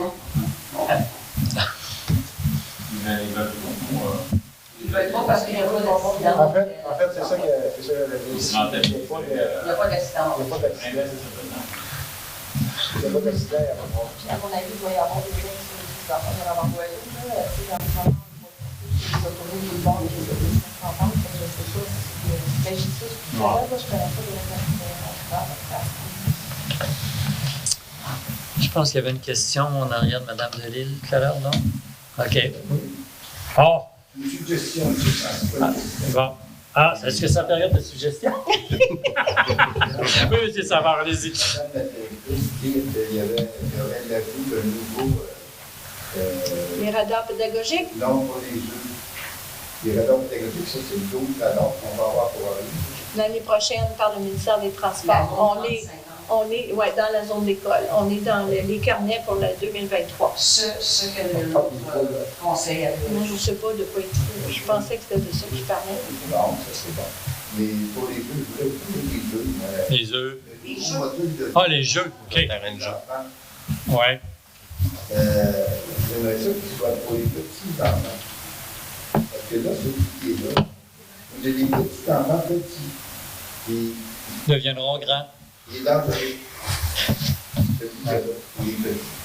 Non, mais monsieur répond parce que, en fait, souvent, à l'âge qu'on va dans les modules de jeu, ils sont beaucoup plus petits que l'âge pour lequel ils sont adaptés. Les lignes sont rendues grandes, mais je me suis déjà passé la remarque qu'effectivement, si on est pour en faire, ça serait intéressant de plus jeunes. Si j'en mettais un nouveau module, je vais adapter pour les enfants plus petits parce que je l'ai avec les deux petits enfants qui avaient 2 ans et demi et 8 mois. Ça va être trop grand, hein? Puis le sol est trop haut. Puis en plus, en haut, il n'y a pas de bordel de protection plutôt. Ça fait qu'on a même peur un peu, à un moment donné, on s'est dit, on a dit non, ça va changer. Pas de suggestion. Non, c'est... Dans le cours d'école, on s'entend, tu sais, même la semaine, les enfants dans le primaire vont plus jouer dans le cours d'école, alors que les familles avec des enfants plus jeunes, c'est plus au terrain des loisirs. Mais dans la cour d'école, les jeux qui sont là, ce qui sont pour des... Adapté pour des jeux primaires. OK, non, mais c'était ma question parce que... Mon point, c'est juste que d'avoir des jeux au terrain des loisirs pour des enfants d'âge scolaire, c'est moins nécessaire. Après les jeux, ils vont aller dans les sports. Non, la suggestion est bonne. Vous en prenez bonne note, M. Dans les commentaires, on en a de faire des... C'est bon. 0 à 5 ans. Est-ce qu'il y a d'autres suggestions? On est rendu des suggestions. Pardon? Je pense que planter quelques arbres. Oui, mais On le met dans les commentaires. Mais c'est parce que planter des arbres, des fois, ça va en contradiction avec jouer au soccer ou avoir une patinoire. Ou... Quelques arbres. Ouais. Quelques arbres. Moi, je salue souvent avec les petits. Culturellement. C'est bon, c'est noté. Un arbre, je ne sais pas. Monsieur Savard. Mais là, c'est une question. On a abandonné l'idée de faire un nouveau bâtiment pour les gens qui vont faire du patin, l'hiver, tout ça. Puis, on avait déjà parlé de faire un nouveau bâtiment pour les... Comme je vous dis, on est encore en étude de qu'est-ce qu'on va faire sur le terrain des loisirs. On avait déjà un projet d'améliorer celui qui était là avec un meilleur drainage et choses de genre, mais on n'a pas encore pris de décision. C'est pas abandonné, puis c'est pas en réalisation non plus. Est-ce qu'il y a eu des commentaires dans le sondage? Parce qu'il y a eu des commentaires, mais est-ce qu'il y en a eu à propos de ça? Quelques-uns. C'était pas la majorité, mais quelques-uns. Il y en a eu, c'est sûr qu'il y en a eu. Il y a déjà une discussion dans le groupe de travail, de l'infrastructure. C'est quoi les prochaines étapes? Là, vous avez fait un sondage qui est très apprécié. C'est quoi les prochaines étapes? La prochaine étape, on avait l'intention de mandater une firme qui est spécialisée dans l'aménagement de parcs pour nous faire des suggestions en fonction du sondage, peut-être en fonction aussi du conseil, des suggestions du... Puis là, après ça, il va falloir qu'on prenne une décision. Mais l'idée d'avoir un spécialiste, c'est de ne pas faire quelque chose qui, dans 5 ans, on va défaire. Là, on voit par le sondage que la patinoire, les gens ne sont pas prêts à cracher sur ça pour dire que ça sert juste 2 ou 3 mois par année, parce que c'est une période de l'année, je pense que les gens sont heureux d'être là. Quand on fait cherche ces firmes-là, on fait des appels d'offres. Non, la firme qui va faire qu'on avait l'intention de faire l'étude, on l'avait déjà choisi. Mais on n'a pas donné un contrat au gré à gré. C'est vraiment. Oui. En bas de 25. C'est juste un plan directeur là, qui va nous soumettre, puis nous autres, on dit oui, si on dit on va avoir une patinoire, mais on veut aussi avoir un anneau de glace, puis lui, il va dire ben non, tu peux pas le faire parce que. C'est d'avoir des idées d'une personne qui a un œil extérieur. Nous, on voit toujours, on vit dedans. Alors, cette personne-là va nous dire des choses qui ne sont pas réglementaires dans ce qu'on peut avoir, qu'il faut peut-être les aménager. Fait que ça va nous aider à éviter de faire des erreurs. Si on investit 25, 30, 50 000 sur quelque chose, puis on dit ben non, il faut l'enlever pour faire autre chose l'année prochaine, ben c'est de l'argent mal investi. C'est l'idée de l'étude. C'était l'idée du sondage pour donner des suggestions à cette ferme. D'autres questions, Mme Delisle? Il me semble que vous aviez levé la main tantôt. Oui, concernant, vous avez parlé d'appel d'offres en cours à venir pour le bâtiment au parc. J'en ai tapé les 4. Est-ce qu'il y a déjà des appels d'offres? Non, il n'y a pas d'appel d'offres. Là, la prochaine appel d'offres, ça va être pour un architecte qui va être chargé de projet. Non, on avait un contrat, puis comme elle n'a pas respecté les échéanciers, alors le conseil du parc maritime a décidé d'annuler ses services puis de recommencer. Oui, c'est ça. On repart à zéro. Vous allez aller encore là, comment? On va en appel d'offres sur le système SEAO, le système public. Pour l'architecte? Oui, qui va être chargé de projet. On travaille là-dessus. Pour le bâtiment multifonctionnel au parc maritime. Oui, Mme Dion, c'est ça. Première chose, suggestion. Non, mais je suis allée à la rencontre qu'il y avait là, pour aller à la MRC jeudi dernier. L'atelier? Oui, l'atelier pour l'entrée de l'île. Il y en avait eu un au mois de juin, je n'ai pas pu y assister. Est-ce que quelqu'un ici, des élus ou de la municipalité, est allé à cette rencontre-là du mois de juin? Moi, je ne suis pas allé, je suis à l'extérieur. Puis là, il n'y en avait pas cette fois-ci, mais il y avait les 5 autres maires qui étaient là. Il n'y avait aucune personne des Saint-Laurent, à part mon mari et moi. Non, moi, j'avais donné mon nom, j'ai dû me désister. Monsieur le maire, c'est la même chose. OK, parce que là, il y avait personne. Je trouve ça de valeur qu'il y ait personne de la municipalité qui soit là, parce que ça nous concerne tous, cette chose-là. Ce qui se passe là, je pense que les idées des maires ou des élus peuvent nous revenir, ça peut nous revenir à nous, ça peut envoyer des idées puis ces gens-là. Puis il y avait eu une réunion en Zoom aussi au mois d'août. Est-ce qu'il y a des gens qui étaient là? Non, pour les travaux du port. Oui. Ah oui, la présentation du ministère, oui, j'étais là. C'est valeureux, par exemple, parce qu'ils l'ont enregistré pour rendre l'enregistrement public. Parce que j'ai vérifié, je n'avais pas pu écouter la périodisation, j'avais autre chose.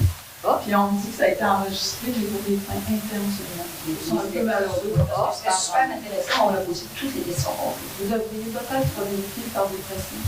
Oui. Parce que ça serait bien qu'ils le mettent sur le site. En fait, tout ce qu'ils ont mis, c'est mieux que rien, mais ce qu'ils ont mis sur le site, c'est leur présentation même.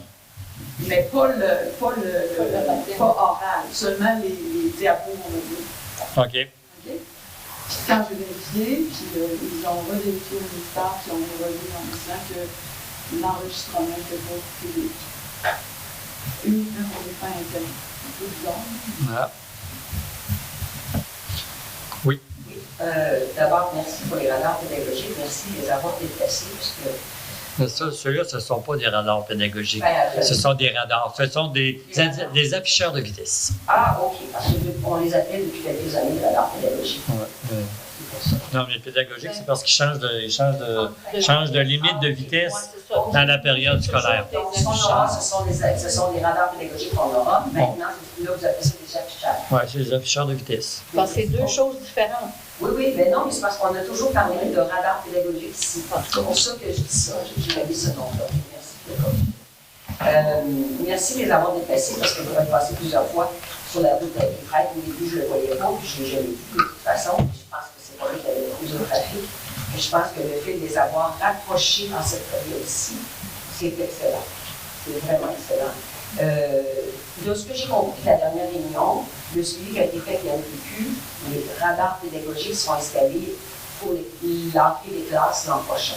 C'est pas ça qu'ils ont dit. Ils ont dit que c'est dans les cartons pour 2023, mais ils n'ont pas spécifié quand. OK. Alors, est-ce que, j'imagine, je ne sais pas si là, à date, il n'y a peut-être pas une planification pour ces radars-là, mais ils sont vraiment bien situés, aux bons endroits, je trouve.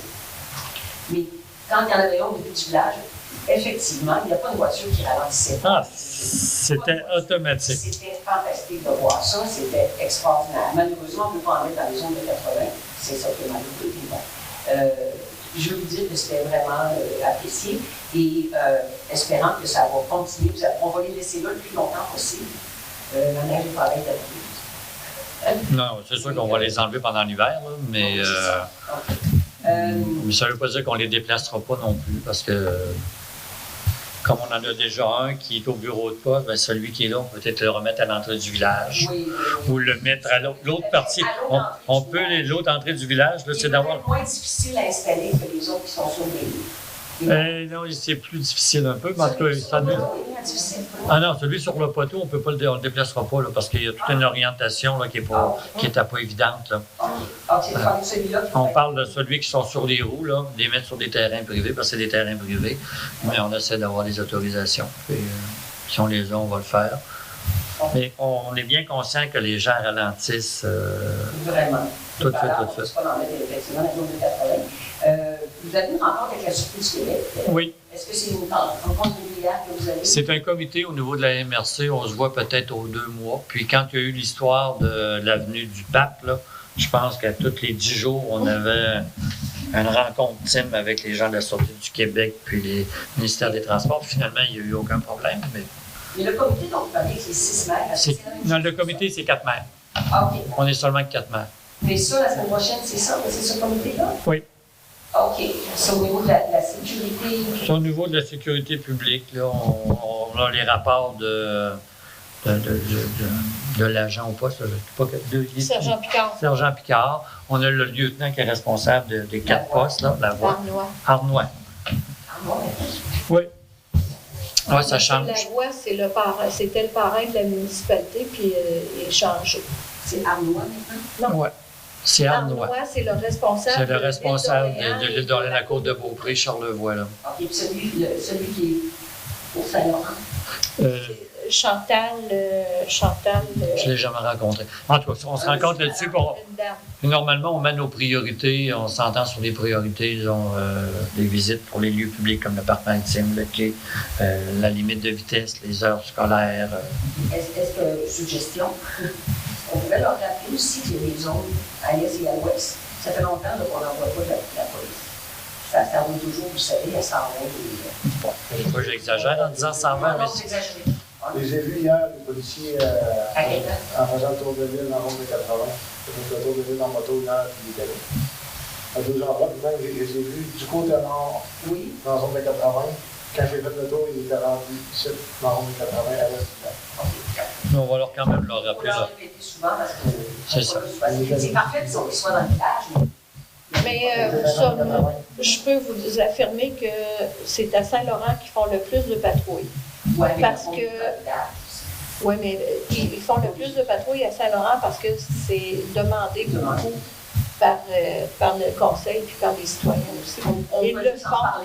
Le sergent Picard me le répétait encore la semaine dernière aussi. Ah oui? Bon. Ouais. Donc, s'il vous demande si j'ai fait le message, là, c'est fait. C'est bon. D'autres questions? Oui. Monsieur Nolin. La NDQ, on fait des travaux de talent. Oui.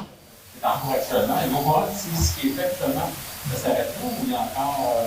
Je ne sais pas s'ils vont refaire parce qu'ils ont fait comme 2 sections, mais la partie qu'on appelle le tout Saint-Patrice, je pense qu'ils ne retoucheront pas parce que c'était fait récemment.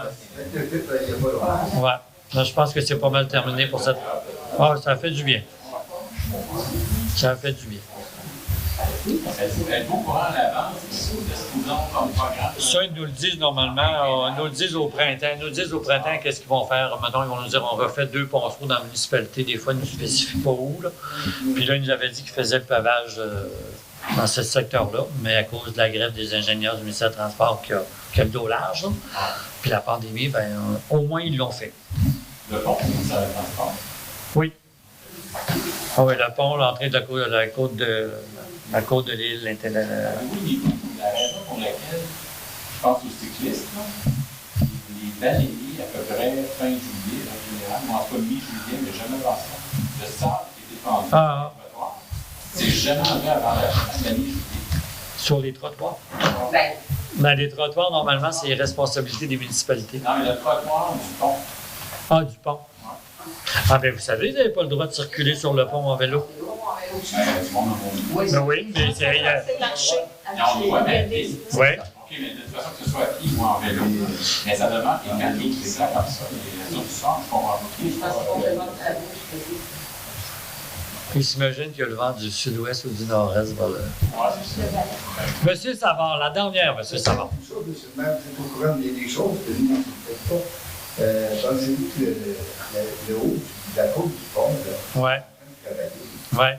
ils vont l'ouvrir cet automne avant les neiges ou parce qu'il y a 3 voies d'habitude? Ben, normalement, il y a 3 voies, puis en plus, il y avait une voie pour aller vers Sainte-Pétronille. Ce qu'ils nous disent, c'est que bientôt, on aura 3 voies. Avant la neige, probablement. Avant la neige. Ils vont arrêter les travaux, là. Ils n'ont pas le choix d'arrêter les travaux. Là. Ils l'ont dit durant la rencontre là, que les travaux se terminaient au mois de novembre. Là, ça ferait ça beaucoup cette année, puis il y a le 3 octobre, bientôt, je pense. Ouais, c'est ça. Ça ferait ça cette année. Pourquoi vous dites le 3 octobre? Les élections du Oh! Excusez, j'ai pas allumé. Moi, je suis un gars qui se couche dans 9 heures, fait que vous comprenez. Normalement, il devrait mettre de l'asphalte avant, parce que du coup, c'était un gars d'asphalte dans le temps. L'asphalte, c'est ce que les gens adorent avant les élections. C'était le NTQ qui travaillait fort avant les élections. Ben, c'est pour ça qu'on en a eu dans le Haut-de-Saint-Laurent, vous voyez? Est-ce qu'on est rendu au point de la clôture de la séance, monsieur le maire? Bon, ben alors, je vous souhaite une bonne semaine, un bon mois, puis un bon retour à l'automne le 21 septembre. Puis on se revoit le 7 octobre. Quelqu'un pour. C'est le 7 octobre. Non, c'est le 17 octobre. 17 octobre. 17 octobre. Je propose. J'ai 2 proposeurs.